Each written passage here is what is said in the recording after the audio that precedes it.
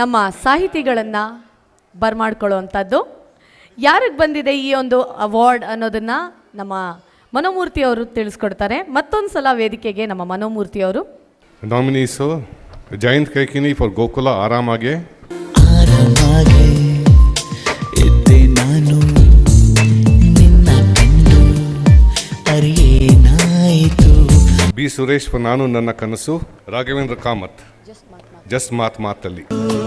ನೀ ತಿಳಿದಿದ್ದೆ ನೂರೆಂಟು ನೋವಲ್ಲೂ ನೀ winner Raghavendra Kamath for just ಮಾತಲ್ಲಿ.